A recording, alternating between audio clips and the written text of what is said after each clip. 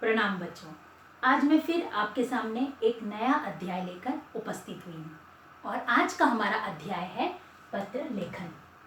तो आइए इसे शुरू करने से पहले ये समझ लें कि इसकी आवश्यकता क्यों है। पत्र लेखन अपने भावों विचारों को व्यक्त करने का एक सशक्त माध्यम है। दूसरा बिंदु, जो बोलने में हिचकिचाते हैं वे लिखकर आसानी से अपनी बात दूसरों तक पहुंचा सकते हैं। बिल्कुल सही बात है बेटा। संसार में बहुत से ऐसे लोग हैं जिनमें भावों की अधिकता है, लेकिन जब उन्हें बोलने का अवसर मिलता है तो वे हिचकिचा जाते हैं, उनके कदम डगमगा जाते हैं और वो अपने भावों को अच्छी तरह से दूसरों के सामने प्रस्तुत नहीं कर पाते हैं। तो उन जैसे लोगों के लिए पत्र या लेखन की जो भी विधियां हैं वे अति महत्वपूर्ण और असरदार हो जाती हैं। ठीक। और सबसे महत्वपूर्ण बात बच्चों, पत्र लेखन एक कला है। जैसे हमने अनुच्छेद लेखन में सीखा था कि वो एक कला है, उसी तरह से बेटा पत्र लिखना भी एक कला है। इसे भी अच्छी तरह से लिखना आना चाहिए। अब आप लोग सोचोगे कि आज के समय पे जहाँ की फोन है ना बच्चों, मोबाइल है, आज के समय में पत्र की आवश्यकता क्यों हमें पत्र लेखन आना चाहिए? इसकी ज़रूरत क्या है? तो बेटा बहुत ज़रूरत है इसकी, क्योंकि फ़ोन और मोबाइल पर आप जो भी बातें करते हैं बेटा वो अस्थायी होती है, उसका कोई स्थायी रूप नहीं होता है। उसके विपरीत जब आप पत्र के माध्यम से कोई बात लिखते हैं तो वो एक लिखित दस्तावेज का रूप ले लेती है और वो स्थायी हो जाती है। इसीलिए पत्र लिखना आना चाहिए।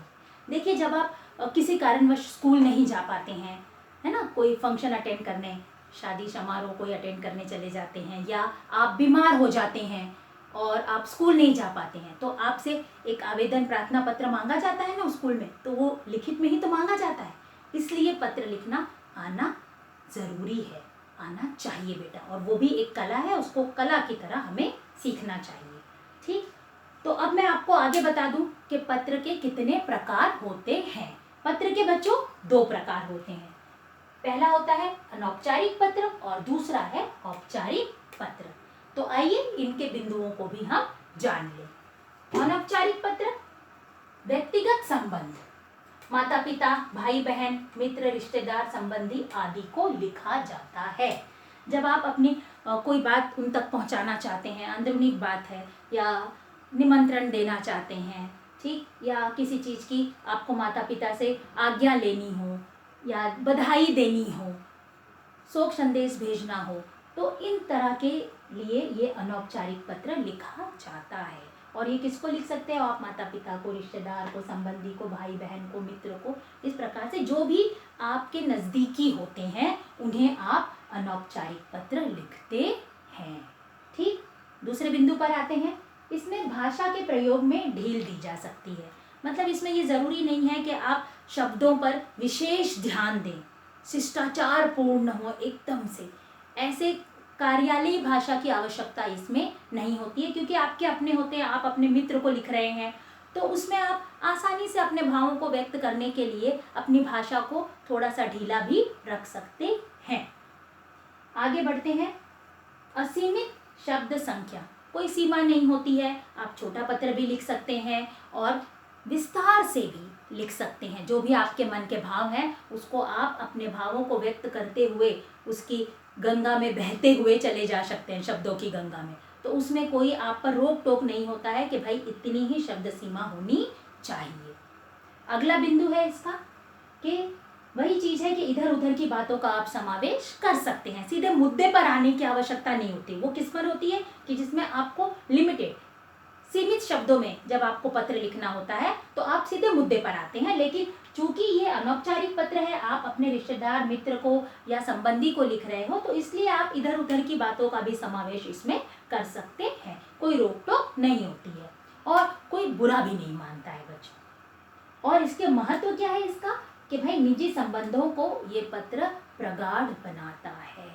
ठीक है, एकदम असरदार बना देता है, ये नज़दीकियाँ बढ़ा देता है। जब आप इस तरह से पत्र अपने मित्र को लिखते हो या अपने रिश्तेदारों को लिखते हो तो पता है बेटा वो बहुत इसको संभाल के भी रखते हैं, और आज तो ज़्यादा संभाल कर लोग रखते हैं, क्योंकि पहले तो ये सब रूटीन में था, एकदम आए दिन लोग पत्र लिखते थे। अब चूंकि मोबाइल फ़ोन होने के कारण पत्र लेखन में कमी आई है, इसलिए जब आप किसी को पत्र लिखते हो ना बच्चों तो उसे बहुत अपनापन लगता है।